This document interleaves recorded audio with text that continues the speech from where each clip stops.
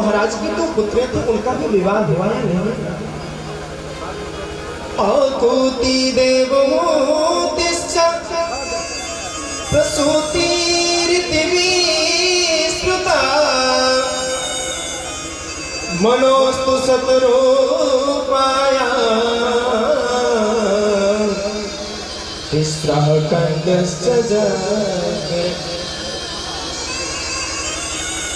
तीन कन्याओं में से जो सबसे बड़ी वाली पुत्री थी उसका नाम था आकुति, और उनका विवाह रुचि प्रजापति के साथ में हुआ, और उनके यहाँ अग्निदेव भगवान का प्रादुर्भाव हुआ। बोलिए अग्नि नारायण भगवान की परीक्षित। और जो मनु महाराज की सबसे छोटी पुत्री थी उसका नाम था प्रसूति, उसका विवाह दक्ष प्रजापति के साथ में हुआ। और महाराज दक्ष यहाँ 16 कन्याओं का जन्म हुआ। 13 कन्याएं कश्यप को ब्याही, एक देवताओं को ब्याही, एक पितरों को ब्याही, और जो 16वें नंबर की कन्या थी सती, उसका विवाह भूत भवन भोलेनाथ के साथ में हुआ। लेकिन परीक्षित माता सती को कोई संतान प्राप्त नहीं हुआ, संतान सुख प्राप्त नहीं हुआ। हाथ जोड़ करके परीक्षित जी कहते हैं कि हे गुरुदेव, ऐसी कौन सी समस्या आन पड़ी कि माता सती को पुत्र की प्राप्ति नहीं हुई? सुखदेव महामुनि कहते हैं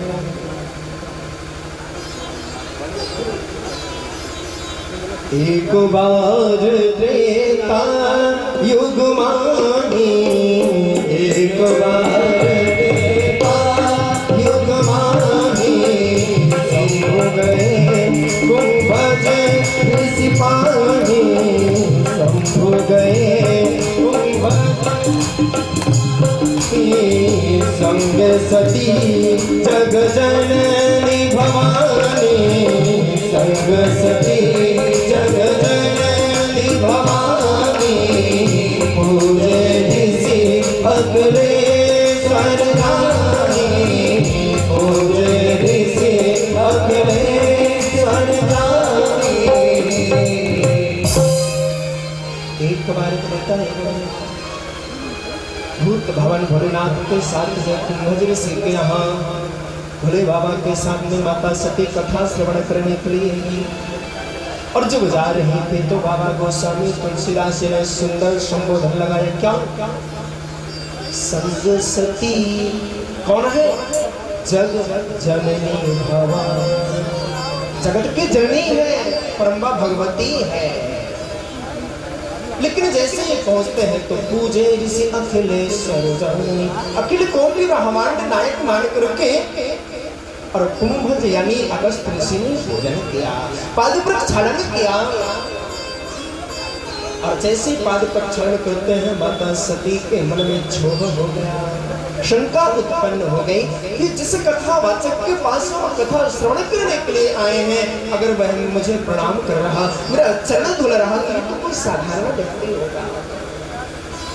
इसलिए मैं आपको बार बार कहता हूँ कि जब भी आप कहीं भी कुछ अर्जित करने के लिए जाइए तो पात्र बन करके जाइए, खाली होकर के जाना चाहिए, तब तो उसको आप ग्रहण कर सकेंगे। और जब आप पूर्ण होकर के जाएंगे तब आप ग्रहण नहीं कर सकेंगे। हुआ क्या? अगस्त ऋषि ने कथा श्रवण कराया, लेकिन माता सती का मन कथा में लगा नहीं। और जो वहां से चलने लगे तो बाबा गोस्वामी तुलसीदास जी ने सारे संबोधनों को हटा दिया कि अब साथ में कौन है? संग दक्ष कुमारी, अपने सिर्फ और सिर्फ दक्ष की पुत्री है, जगत की जननी परम्बा भगवती का जो संबोधन था उसको हटा दिया बाबा गोस्वामी तुलसीदास जी। उस समय की बात है, परम्बा भगवती जगत जननी मां सीता का हरण हो चुका था। अपने भाई लक्ष्मण के साथ में प्रभु श्री राम जगत जननी को ढूंढ रहे थे। और भूत भवन भोलेनाथ ने मन में सोचा कि हे प्रभु, मैं आपको प्रणाम करना चाहता हूँ। तब तक जैसे ही देखा और प्रणाम किया। अखिल कोट ब्रह्मांड नायक मान करके प्रणाम किया, लेकिन माता सती के मन में शंका जागृत हो गई।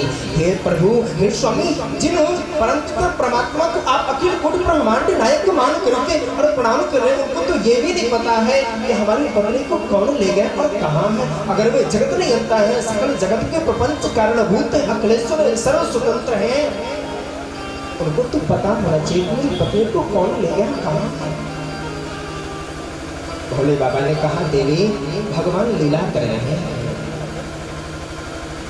भगवान लीला कर रहे हैं, लेकिन माता सती की शंका समाप्त नहीं हुई। तो भोले बाबा ने कहा कि एक काम करो,